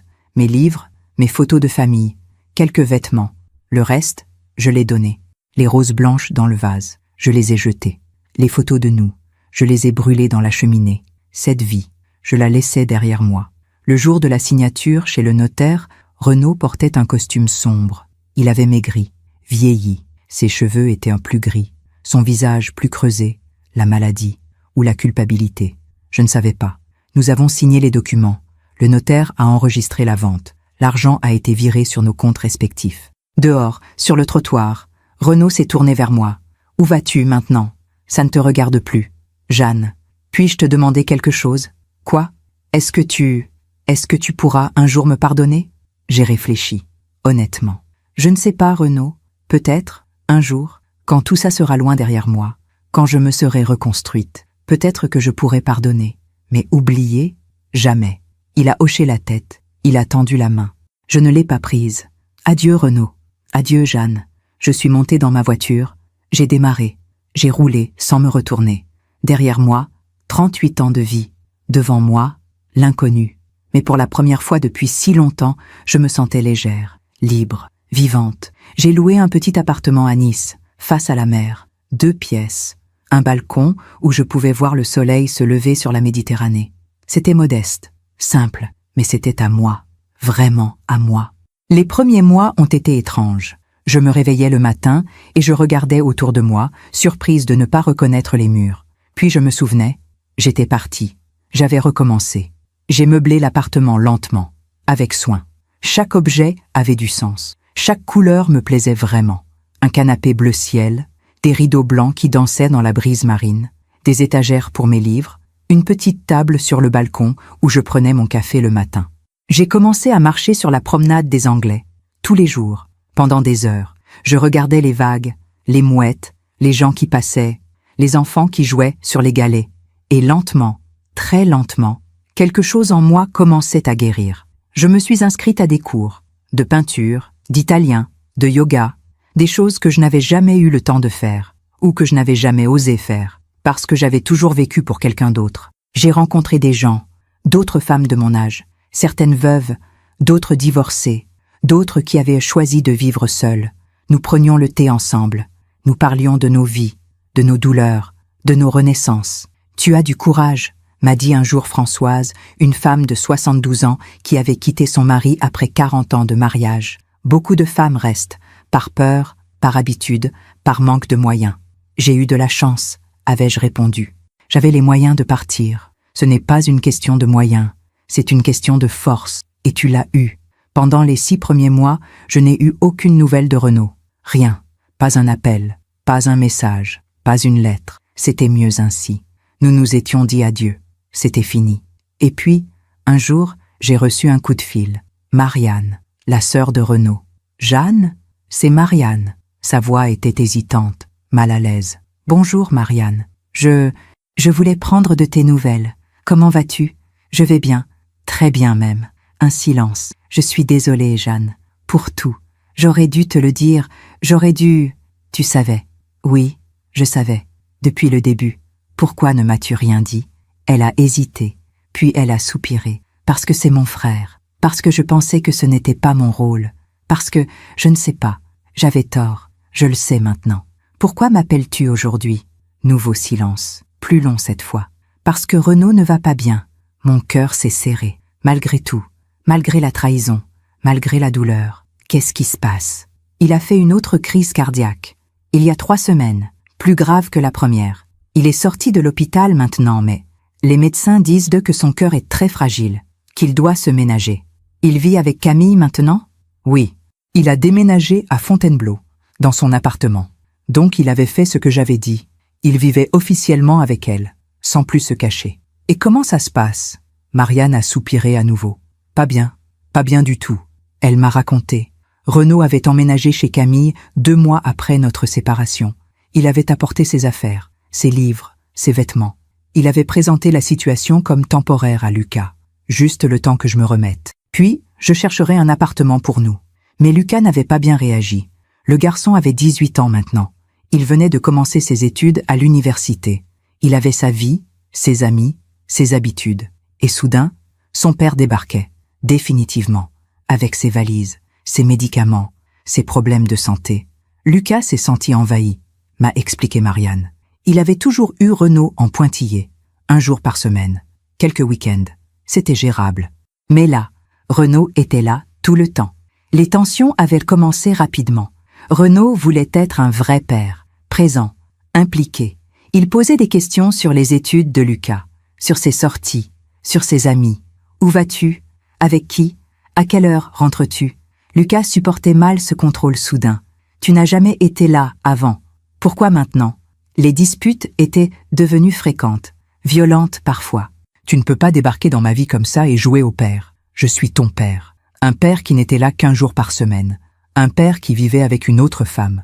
Camille avait essayé de jouer les médiatrices, mais elle aussi commençait à fatiguer. Parce que Renaud n'était plus l'homme charmant qui venait les voir une fois par semaine. L'homme qui apportait des cadeaux, qui les emmenait au restaurant, qui repartait avant que les tensions ne s'installent. Non. Maintenant, Renaud était un homme malade, fatigué, dépressif, qui passait ses journées dans le canapé, qui se plaignait de ses douleurs, qui ne travaillait plus. Il a pris sa retraite anticipée à cause de sa santé, m'a expliqué Marianne. Mais l'argent manque. Camille doit payer le loyer toute seule maintenant. Les courses, les factures, elle travaille beaucoup pour compenser. Et l'argent de la vente de la maison, ai-je demandé. Il en a donné une partie à Lucas, pour ses études, pour qu'il s'achète une voiture. Le reste, je ne sais pas. Je crois qu'il vit avec ça. Mais ça diminue vite. Donc l'argent qu'il avait tant voulu garder pour son fils disparaissait. Et Lucas le dépensait sans vraiment apprécier. Parce que l'argent ne remplace pas une présence, une vraie présence. Et Camille, comment va-t-elle? Marianne a hésité. Je ne devrais pas dire ça, mais elle regrette. Elle me l'a confié un jour. Elle aimait leur arrangement. Renaud qui venait la voir, qui repartait, qui lui donnait de l'argent, qui était attentionné parce qu'il ne la voyait qu'en pointillé. Maintenant qu'il est là tout le temps, ce n'est plus pareil. Bien sûr, l'amour en pointillé est toujours plus facile, plus romantique. On ne voit que le meilleur. On évite la routine, les disputes, l'ennui. Camille découvrait maintenant le quotidien, le vrai, avec un homme malade, dépendant, qui n'était plus le prince charmant des jeudis soirs. Elle m'a dit quelque chose d'étrange, a continué Marianne. Elle m'a dit « Je comprends maintenant pourquoi il restait avec Jeanne. La stabilité, le confort, la tranquillité. » J'ai souri, amèrement. Donc Camille comprenait. Maintenant qu'elle vivait avec Renaud au quotidien, elle comprenait ce que moi j'avais vécu pendant 38 ans. La différence, c'est que moi, je ne savais pas qu'il en aimait une autre. Elle le savait. Et elle l'avait quand même voulu. « Pourquoi me racontes-tu tout ça, Marianne ?» Elle a soupiré. « Parce que Renaud parle de toi, souvent. Il dit qu'il a tout perdu, que tu étais la seule femme qu'il aimait vraiment, sans condition, que Camille ne l'aime que quand c'est facile. » Quelle ironie. Il avait trahi la femme qu'il aimait vraiment pour une femme qu'il aimait en pointillé. Et maintenant qu'il vivait avec celle qu'il croyait aimer, il découvrait que l'amour au quotidien, c'est difficile, exigeant, fatigant. « Il voulait que je t'appelle, » a dit Marianne. « Il voulait savoir si tu accepterais de le voir. » J'ai ri, un rire triste. « Non, Marianne, je ne veux pas le voir. Il dit qu'il a besoin de te parler, qu'il a des choses à te dire. Il a eu 38 ans pour me parler. C'est trop tard maintenant. Je comprends. Je lui dirai. » Un silence. « Tu es heureuse, Jeanne ?» m'a-t-elle demandé doucement. « Oui, pour la première fois depuis très longtemps, je suis heureuse. Je suis contente pour toi. Vraiment. Merci, Marianne. » Nous avons raccroché. Je suis sortie sur mon balcon. J'ai regardé la mer, les vagues qui se brisaient sur les galets, le soleil qui commençait à descendre vers l'horizon. Je pensais à Renaud, dans cet appartement à Fontainebleau, avec la femme qu'il croyait aimer, avec le fils qu'il ne connaissait pas vraiment. Il avait tout eu, 2 femmes, 2 vies, 2 familles. Et maintenant qu'il ne pouvait plus jongler, maintenant qu'il devait choisir, il découvrait que ce qu'il avait choisi n'était pas ce qu'il croyait. La vie lui rendait ce qu'il avait donné. Il avait menti, manipulé, utilisé. Et maintenant, il était seul, vraiment seul, même entouré de Camille et Lucas. Parce que l'amour construit sur le mensonge ne tient jamais vraiment. Je ne ressentais pas de joie, pas de satisfaction. Juste une forme de justice, naturelle, inévitable. Il avait fait des choix. La vie lui montrait les conséquences. Quelques mois plus tard, j'ai reçu une autre nouvelle. Par hasard, en lisant le journal local de Versailles sur Internet. Un avis de décès. Renaud Moreau, décédé le 12 octobre à l'âge de 73 ans. Ses obsèques auront lieu le 15 octobre à Fontainebleau. Mon cœur s'est serré. Malgré tout, il était mort, seul, loin de moi, dans cette vie qu'il avait choisie. Je ne suis pas allée à l'enterrement, pas par rancune, pas par méchanceté, mais parce que ce n'était plus ma place. J'avais quitté cette vie. Je n'y appartenais plus. J'ai allumé une bougie sur mon balcon, ce soir-là, en regardant la mer, et j'ai pensé à lui, au jeune homme élégant que j'avais rencontré dans cette galerie d'art il y a si longtemps, à toutes les années que nous avions partagées, aux mensonges, aux douleurs, mais aussi aux quelques moments de vraie tendresse. « Repose en paix, Renaud », ai-je murmuré. « J'espère que tu as trouvé ce que tu cherchais. La vie finit toujours par rendre ce qu'on lui donne. » Lui avait donné du mensonge, il avait récolté la solitude. Moi, j'avais donné de l'amour sincère. Et même si cet amour avait été trahi, même si j'avais souffert, j'avais appris quelque chose d'essentiel. On ne peut pas contrôler ce que les autres nous font, mais on peut choisir comment on réagit. On peut choisir la dignité plutôt que la vengeance. On peut choisir de partir plutôt que de s'autodétruire. On peut choisir de recommencer plutôt que de rester prisonnière du passé. Renaud avait passé sa vie à vouloir tout avoir, et il avait fini par tout perdre. Moi, j'avais accepté de perdre ce qui n'était qu'illusion, et j'avais trouvé quelque chose de plus précieux, ma liberté, ma paix, moi-même. Cela fait 3 ans maintenant que je vis à Nice, 3 ans que j'ai quitté Versailles, que j'ai quitté Renaud, que j'ai quitté cette vie qui n'était pas vraiment la mienne. Aujourd'hui, j'ai 71 ans. Mes cheveux sont complètement blancs maintenant. Je les porte courts, libres, je ne les teins plus. Pourquoi cacher ce que je suis? Mon visage porte les marques du temps. Des rides autour des yeux, des rides autour de la bouche, mais ce ne sont plus des rides de tristesse, ce sont des rides de sourire, de rire, de vie vécue pleinement. Chaque matin, je me réveille dans mon petit appartement face à la mer. Je prépare mon café, je m'installe sur mon balcon, je regarde le soleil se lever sur la Méditerranée, et je remercie la vie de m'avoir donné cette seconde chance. J'ai appris l'italien, pas parfaitement, mais assez pour converser, pour lire Dante dans le texte, pour comprendre les opéras que j'écoute maintenant. J'ai appris à peindre, des aquarelles, des paysages marins, des fleurs, rien de génial, mais ça me fait du bien, ça me calme. J'ai appris à vivre seul et à aimer cette solitude, parce que la solitude n'est pas la même chose que la solitude que je vivais dans mon mariage. Là-bas, j'étais seul même entouré, seul dans le mensonge, seul dans l'ignorance. Ici, je suis seul par choix, et cette solitude est remplie de lectures, de promenades, d'amitiés nouvelles, de petits bonheurs quotidiens. Je fais partie maintenant d'un club de lecture. Nous sommes 8 femmes, entre 60 et 80 ans. Nous nous retrouvons une fois par mois dans un café du Vieux-Nice. Nous parlons de livres, mais aussi de nos vies, de nos histoires. Chacune a la sienne, chacune a traversé quelque chose, et nous nous soutenons, sans jugement, sans pitié, juste avec de la compréhension. J'ai aussi rencontré quelqu'un, pas un homme. Je n'en veux plus, plus jamais. Non, une amie, une vraie amie. Elle s'appelle Claire, elle a 75 ans, elle est veuve depuis 10 ans.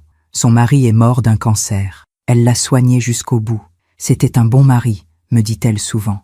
Pas parfait, mais bon, honnête, fidèle. Je lui ai raconté mon histoire. Un jour, en marchant sur la plage, elle m'a écoutée, puis elle m'a pris la main. Tu as été courageuse, Jeanne. Beaucoup de femmes ne partent jamais.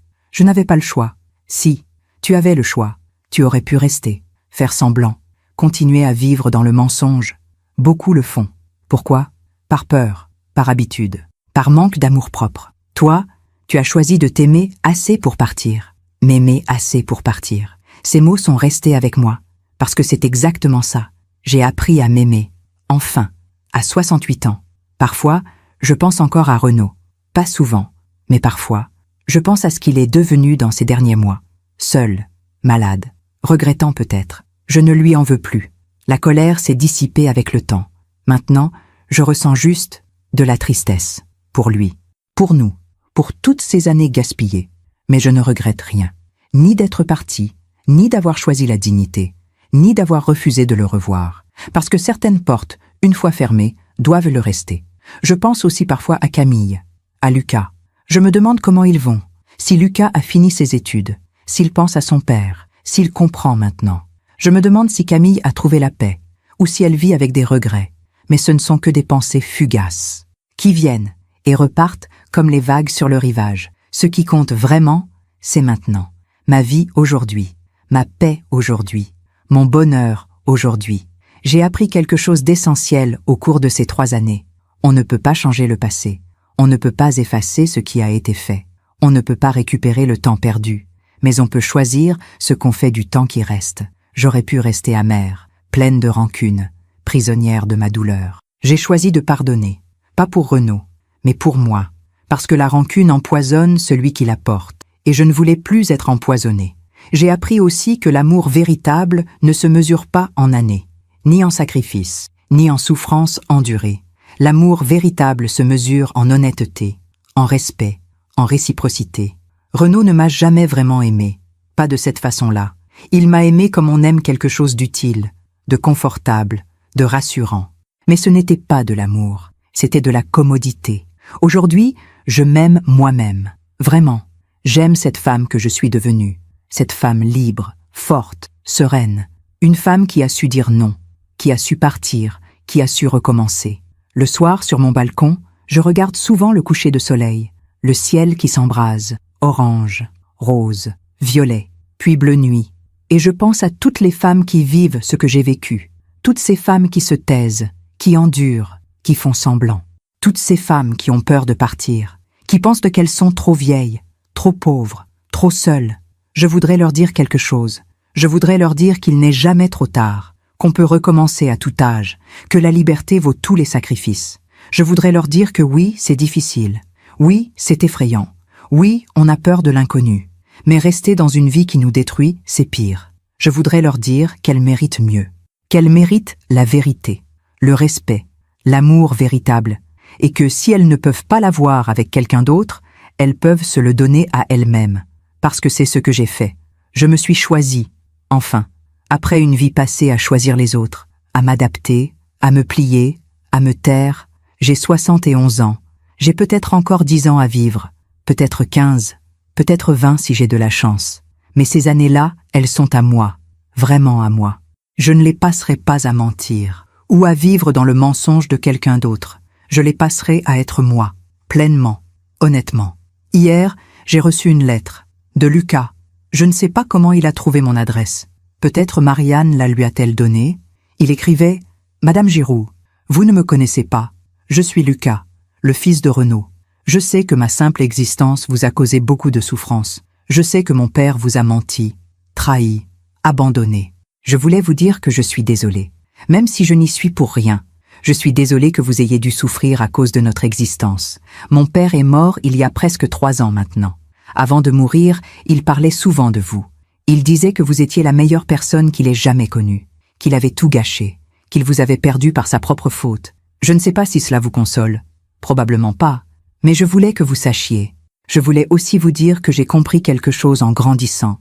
Mon père n'a été un vrai père pour personne, ni pour moi, ni pour vous en tant qu'époux.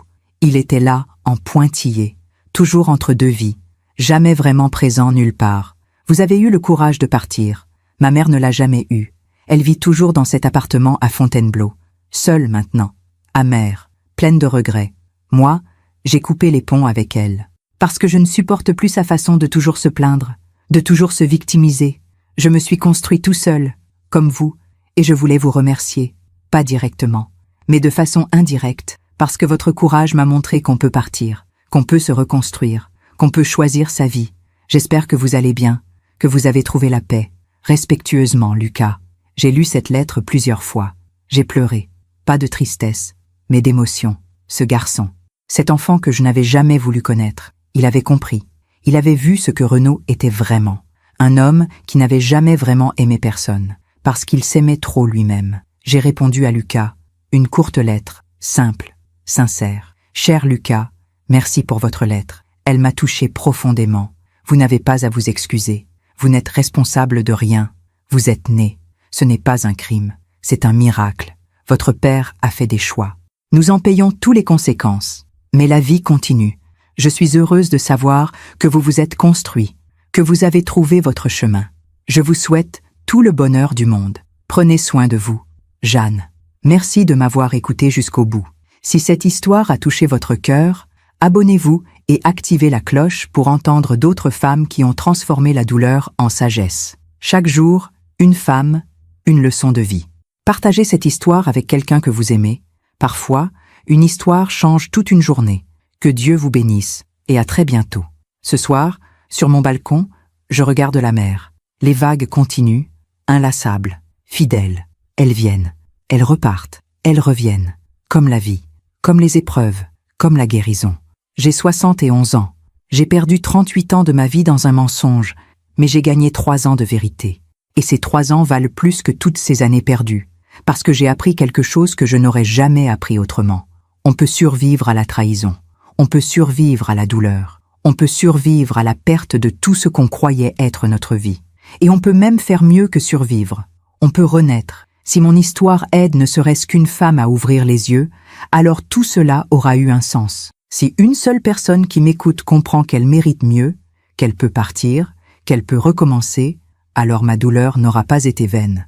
Nous méritons tous la vérité, le respect, l'amour véritable. Et si nous ne pouvons pas l'obtenir des autres, nous devons nous le donner à nous-mêmes.